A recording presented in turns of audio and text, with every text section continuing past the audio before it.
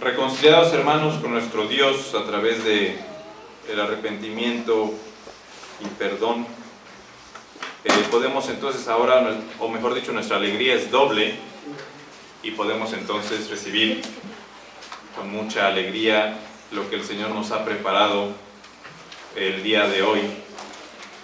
Leamos entonces, por favor, para la proclamación de la palabra, la lectura divina.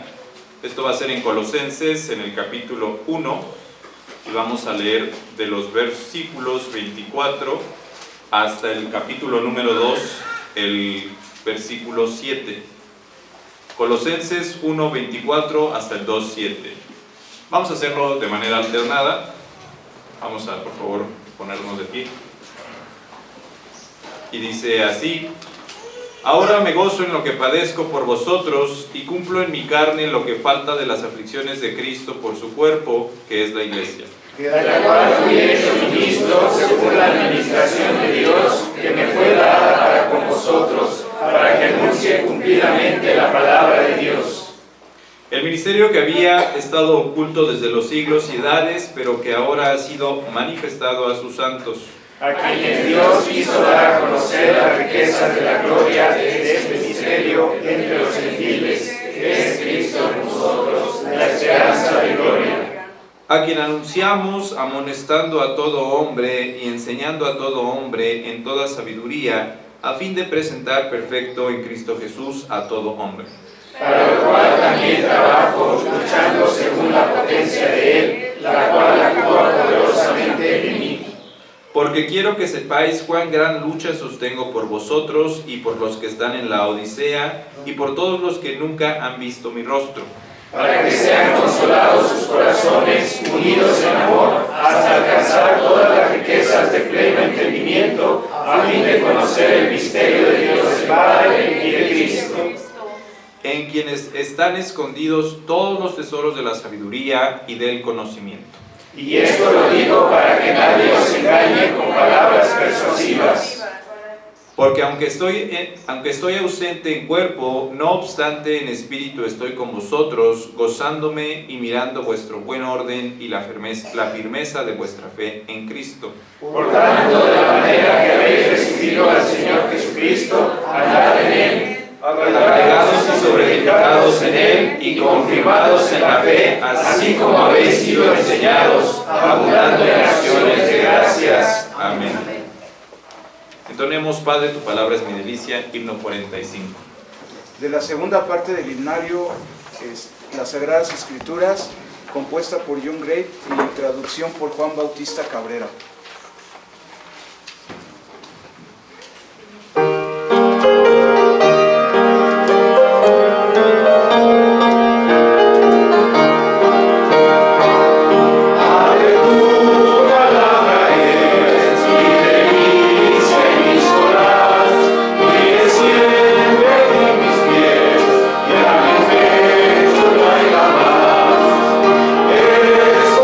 Señor,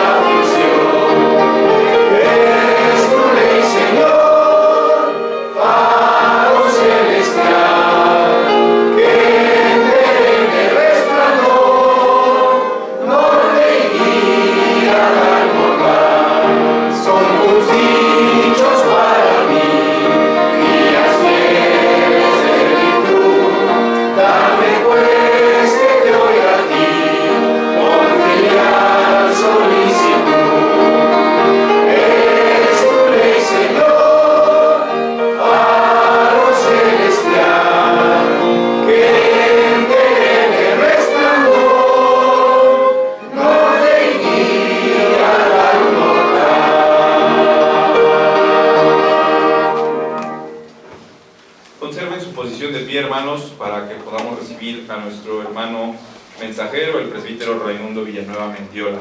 El fundamento suficiente es el título del sermón.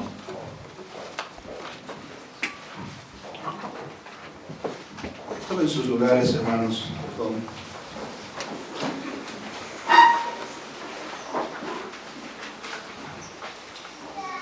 Ciertamente el fundamento de la iglesia es la elección de Dios en Cristo Jesús, pero también la predicación de la palabra,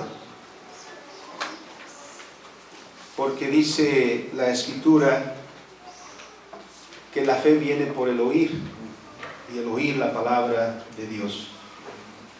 Ese es el fundamento también entonces para la iglesia.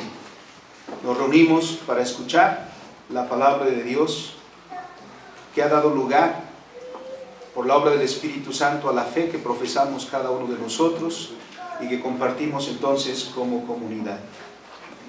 Para la predicación, hermanos, el día de hoy el consistorio tuvo a bien invitar al presbítero Raimundo Villanueva Mendiola, y voy a presentarlo para quienes no lo conocen, porque algunos de esta comunidad le conocemos bien o muy bien, tanto que a veces olvidamos las formalidades y nos llevamos de a cuartos, como se dice popularmente. Le conocemos hace muchos años, cuando él llegó aquí para estudiar su licenciatura en teología, y desde ahí pues hemos seguido sus pasos con gran gozo, he de decir, con gran alegría delante del Señor, al mirar a alguien que ha caminado con el Señor y ha sido y es un instrumento en el trabajo del reino de nuestro Dios. Nuestro hermano fue graduado de la Universidad Juan Calvino en la licenciatura, estudió también la maestría con nosotros, después la concluyó en Edinburgh Theological Seminary, de donde también obtuvo su doctorado. Así que tiene sus credenciales, hermanos.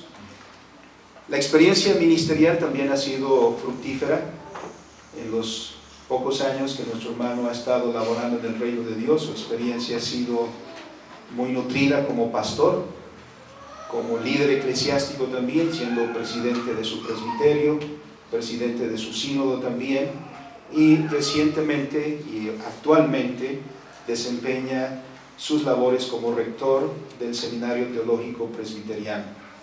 No sé si es el rector más joven del seminario en su historia, pero sin duda que es un instrumento calificado para la obra que Dios ha puesto en sus manos.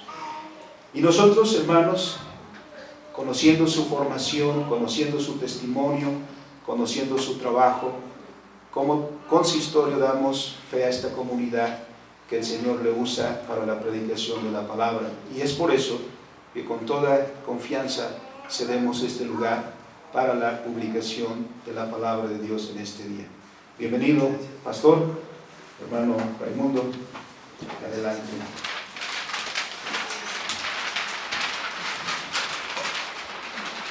Muchas gracias. Se apagó, yo creo. No sé. Ahí está, perdón, fui yo.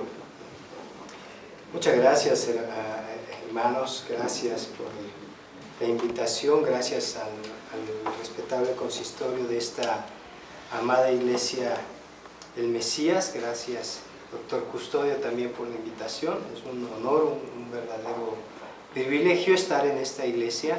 Ya había yo estado anteriormente, creo que era como estudiante, no me acuerdo, pero ahí está grabado el sermón, ahí creo que lo publicaron por ahí en internet. Ya ahorita lo veo y digo, sí, ándale, el de las ofrendas, eso sí se acuerda, hermano. Como que no funcionó mucho, dice. ¿La puede repetir? Por eso se tardaron en volverme a invitar, dice.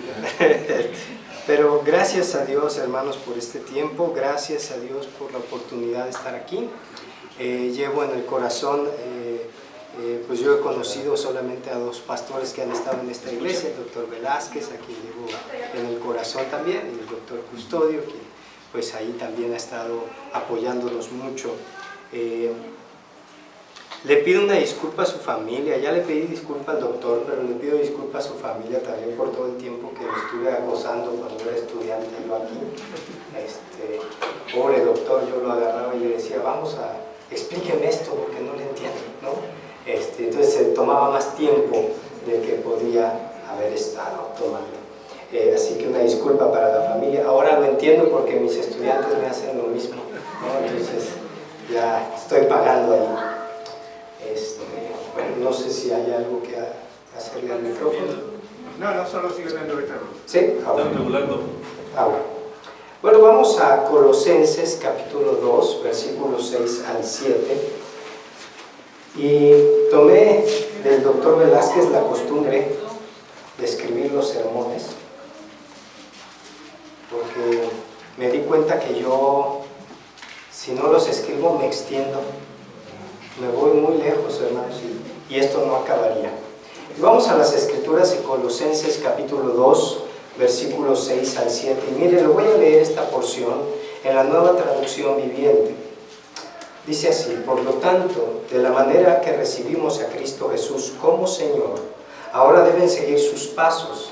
Arráiguense profundamente en Él y edifiquen toda la vida sobre Él. Entonces la fe de ustedes se fortalecerá en la verdad que se les enseñó y rebosarán de gratitud. Si notan unas diferencias, ¿verdad? Como que es un poquito diferente. No es que cambiara la Biblia, no, no es que cambiara la versión, solamente la hicieron un poquito más accesible, pero también si usted se va al griego va a encontrar algunos énfasis que hace el apóstol Pablo y que en la revisión de 60 se nos pierde un poquito. Ahora, a manera de introducción, toda casa necesita un fundamento firme para ser edificada, de lo contrario puede derrumbarse. Todo árbol necesita raíces firmes que le den estabilidad ante los vientos y tormentas. De no ser así, caerá ante el primer huracán. Todo documento legal necesita ser confirmado por el sello autentificador. De lo contrario, no tiene validez. De igual forma, el ser humano necesita un fundamento firme a partir del cual desarrollar su vida. Todo ser humano necesita un punto de referencia que le ayude a orientarse en este mundo caótico. Es decir, una manera de entender y comprender la realidad que les rodea. Desde la antigüedad, el ser humano ha tratado de establecer un fundamento que le ayude a entender su propia vida y todas las diferentes actividades sociales. Por ejemplo, los griegos creían que la agricultura era un don de la diosa Deméter, que ella había explicado al ser humano cómo labrar la tierra. Los antiguos mexicas creían que su tarea en el mundo era mantener al sol con vida por medio de sacrificios humanos y por ello realizaban constantes guerras contra sus vecinos.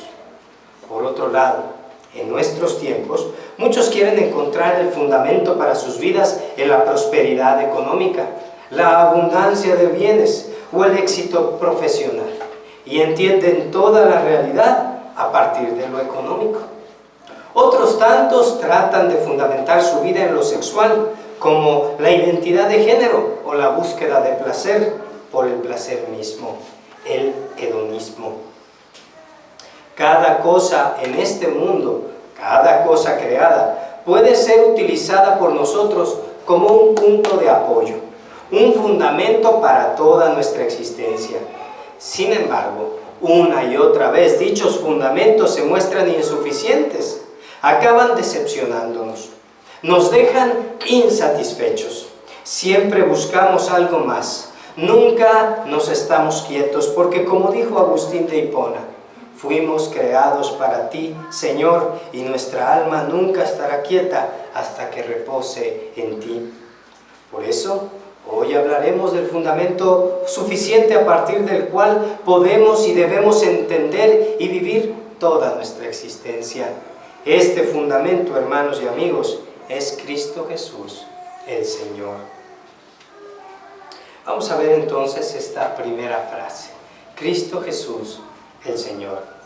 Pablo afirma que hemos recibido a Cristo Jesús como Señor. Cuando leemos esta frase, quizá nos sintamos tentados a creer que recibir a Cristo Jesús como Señor hace referencia a esta oración conocida como del pecador, cuando aceptamos a Jesús en nuestros corazones, como comúnmente se habla, ¿verdad? Sin embargo, la palabra utilizada por Pablo hace referencia a recibir o heredar.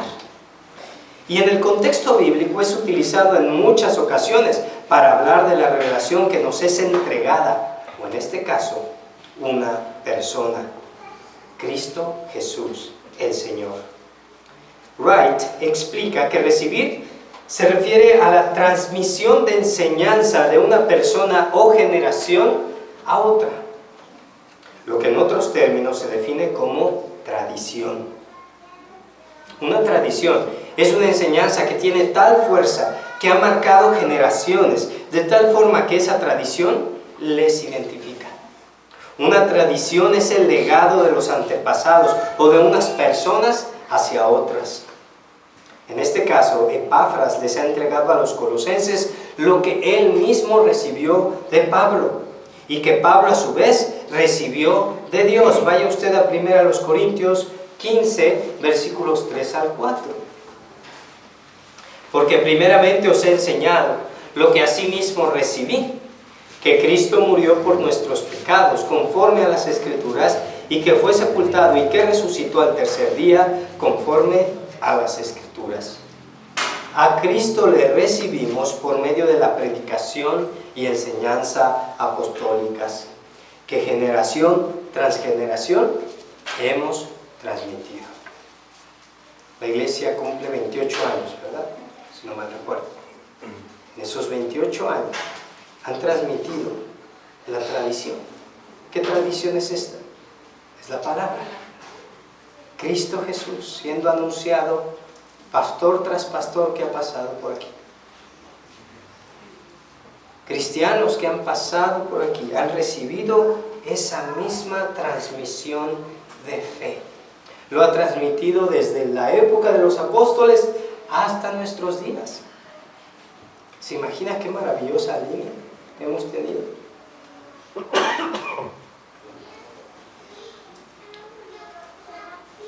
A Cristo le recibimos por medio de la predicación y enseñanza apostólica que generación tras generación hemos transmitido.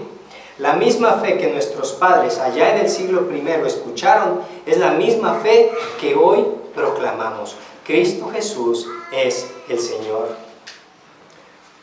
Como dato curioso, el apóstol Pablo constantemente utiliza diferentes formas para referirse a Jesús en sus cartas.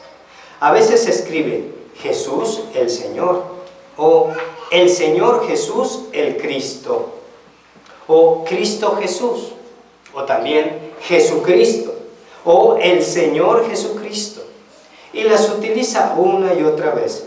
Pero la frase en griego que utiliza en esta ocasión es única. En ningún otro lugar la utiliza. Él dice, Cristo Jesús el Señor. Uno podría pensar que esto no importa, que son simples formas de expresar una idea. Pero en realidad sí importa. Porque lo que quiere enfatizar Pablo con este uso es la idea de señorío de Cristo.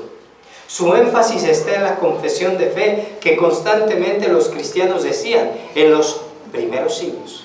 Romanos 10:9 dice que si confesares con tu boca que Jesús es el Señor y creyeres en tu corazón que Dios le levantó de los muertos, serás salvo. O 1 Corintios 12:3, nadie puede llamar a Jesús Señor sino por el Espíritu Santo. 2 Corintios 4:5, porque no nos predicamos a nosotros mismos, sino a Jesucristo como Señor. Y también Filipenses 2:11, y toda lengua confiese que Jesucristo es ¿qué? El Señor para Dios, para la gloria de Dios Padre. La proclamación acerca de Cristo Jesús como Señor es central en la predicación apostólica y debe ser central en nuestros tiempos.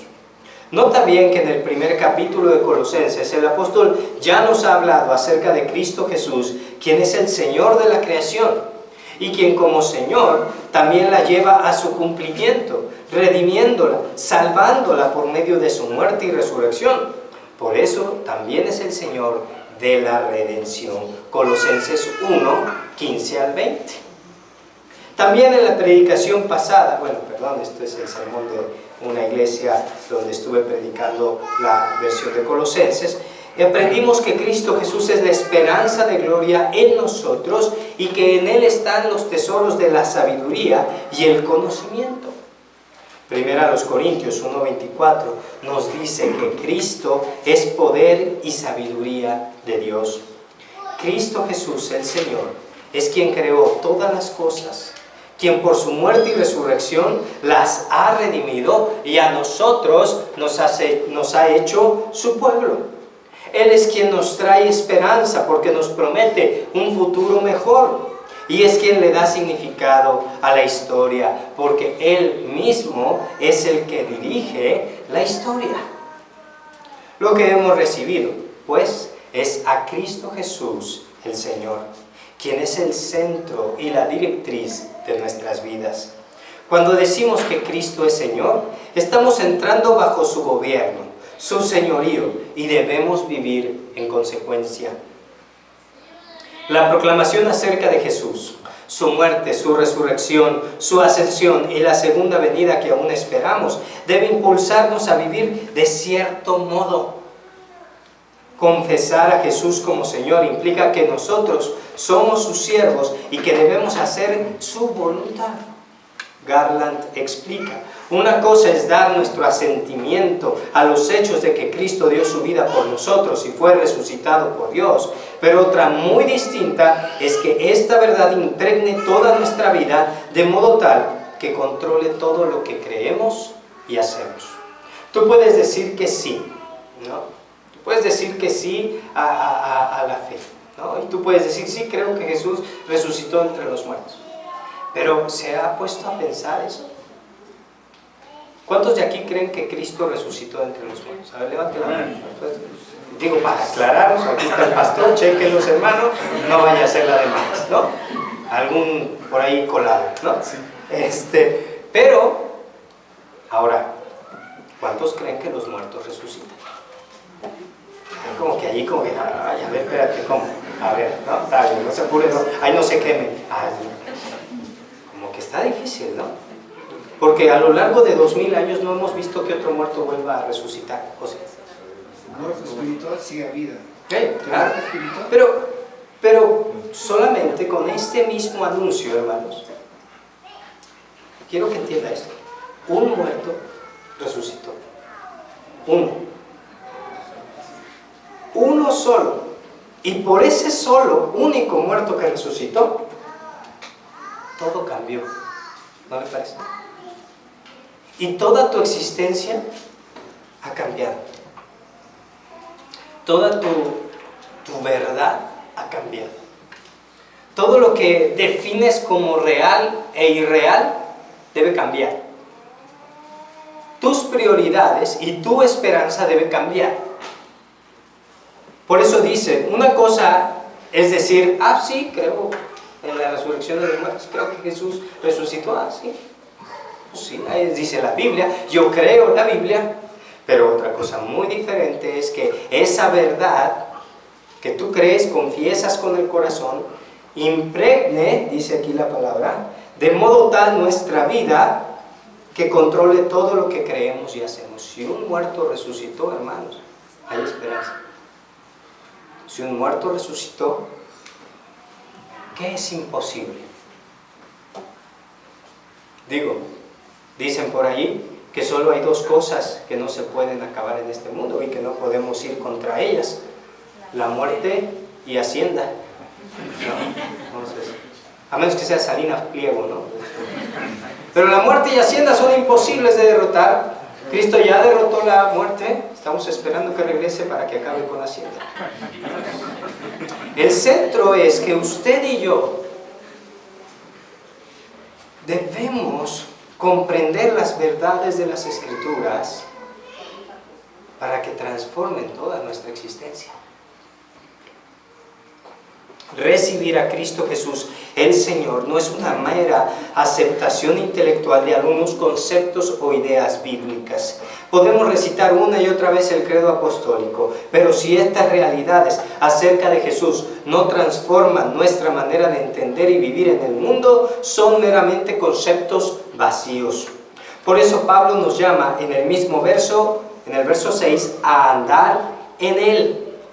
Esta palabra en griego es peripateo y quiere decir andar, pasearse, comportarse, conformarse y vivir.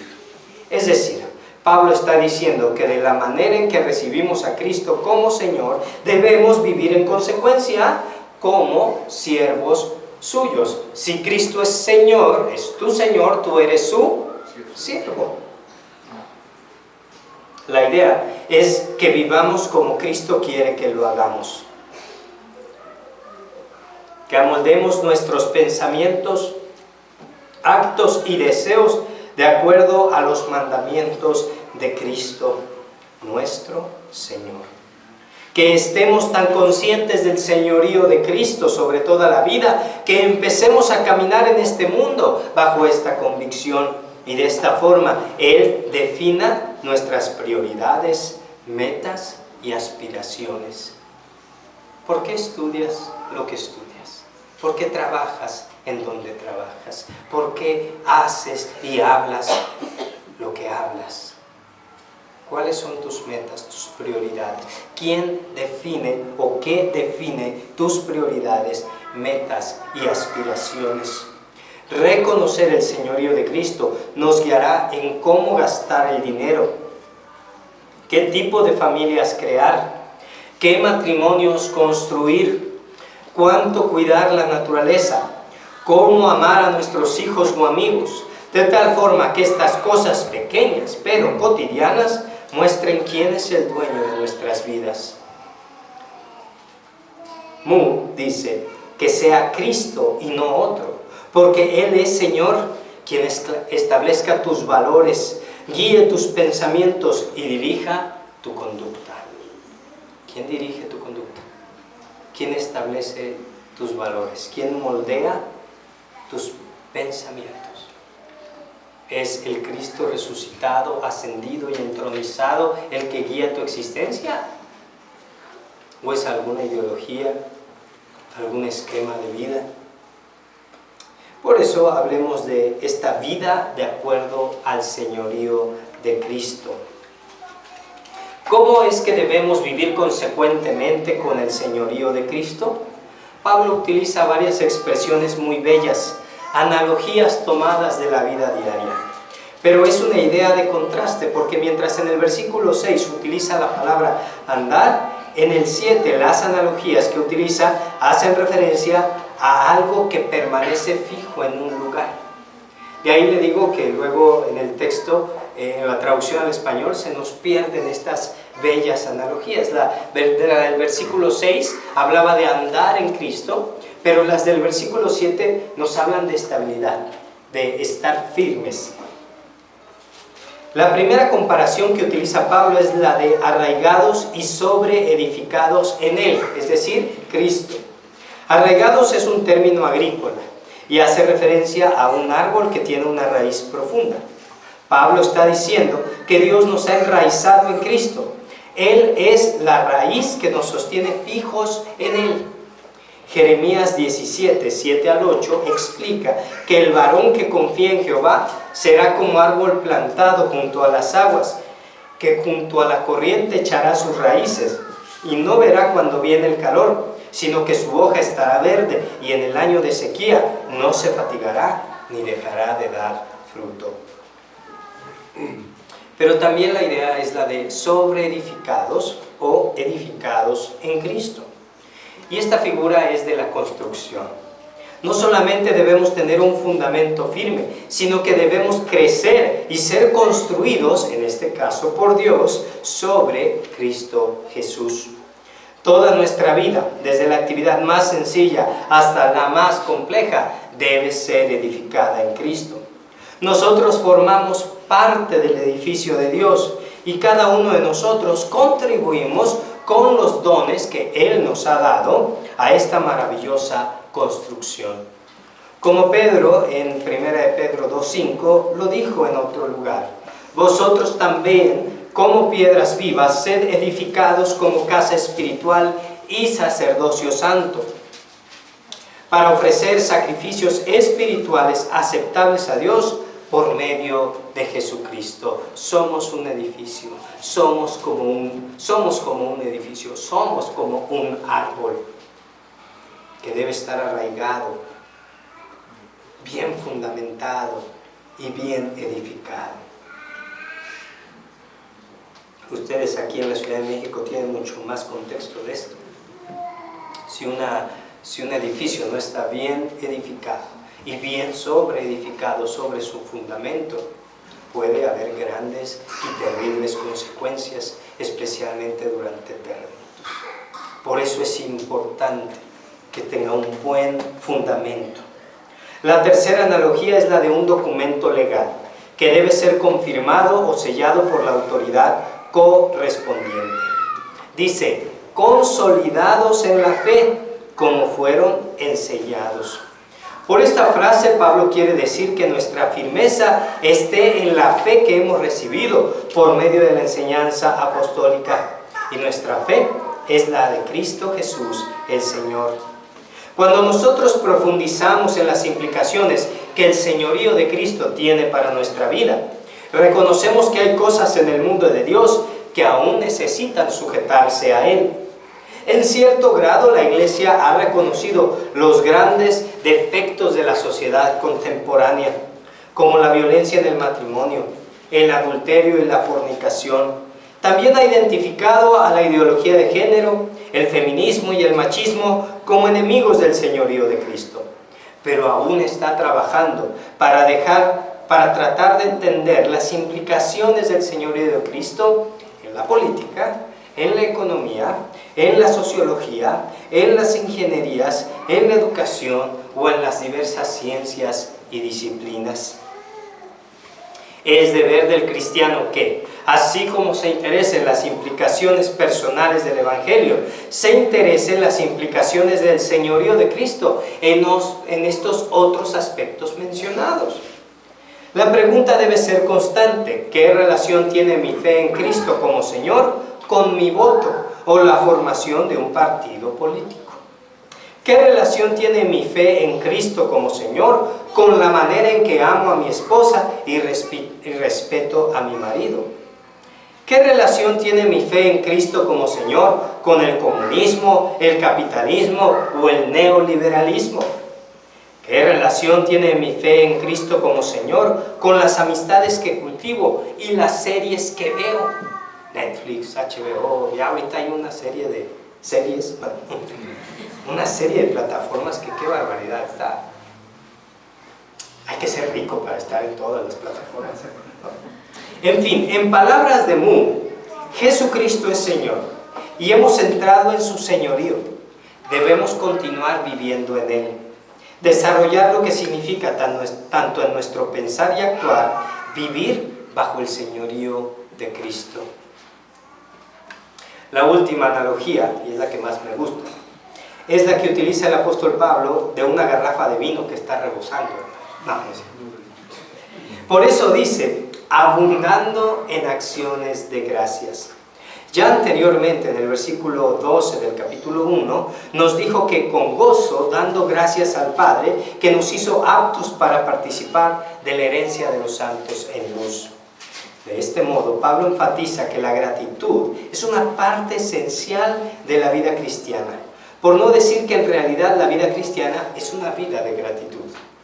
Absolutamente todo lo que hacemos debe estar impulsado por la gratitud a Dios, el Señor, quien nos ha rescatado y nos ha hecho su pueblo. Bueno, no expliqué tanto esto de la garrafa. La garrafa estaba llena, y entonces de tan llena, rebosa, ¿sí?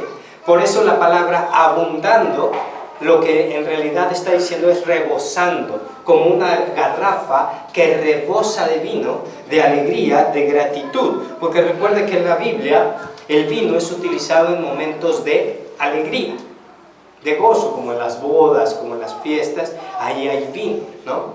Entonces, la gratitud, la alegría, proviene de un corazón que reconoce en Dios todo lo que necesita. Nuestras obras no son un medio para conseguir el favor de Dios. Más bien, debido a que en Cristo Jesús hemos obtenido el favor de Dios, por gratitud nos dedicamos fervientemente a servirle con todo lo que hacemos. La alabanza que dedicamos también cada domingo, nuestra adoración comunitaria, es también una señal de la vida que honra al Señor. Cantar al Señor es deleitarnos en lo que Él ha hecho a nuestro favor y una expresión de la gratitud que le debemos. Creyente que no adora, creyente que no agradece. Creyente que no obedece a Cristo como su Señor, no da muestras reales de su sometimiento al Señor. A manera de conclusión, hemos recibido a Cristo como Señor y debemos vivir en consecuencia. Su vida, muerte y resurrección marcan nuestra agenda, nuestros valores, nuestros principios. Son la pauta para nuestros actos y el fundamento para una nueva vida. Su ley es la expresión constante de una vida renovada y sus maravillosas promesas, la esperanza de un futuro brillante. Para el mundo hay muchos dioses y muchos señores. La familia, el género, el sexo, el éxito económico, las filosofías de moda, los bienes que podamos poseer, etc. Vivir bajo el señorío de Cristo es poner estas cosas que hemos mencionado bajo sus pies y conducirnos en este mundo bajo su gobierno y mandato.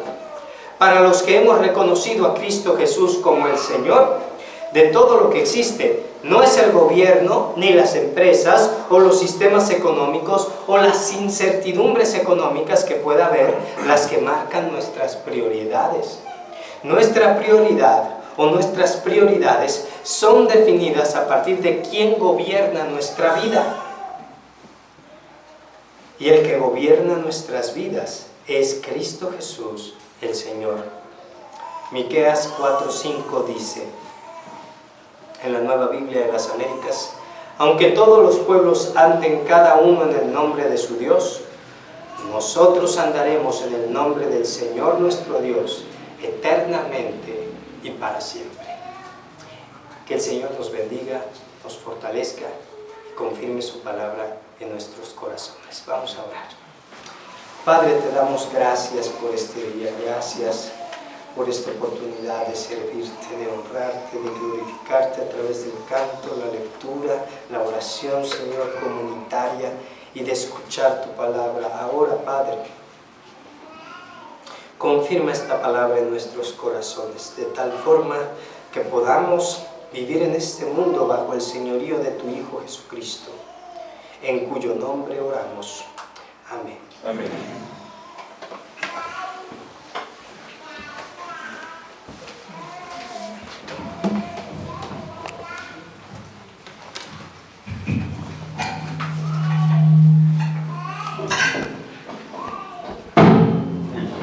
Creo que está muy alto, perdón.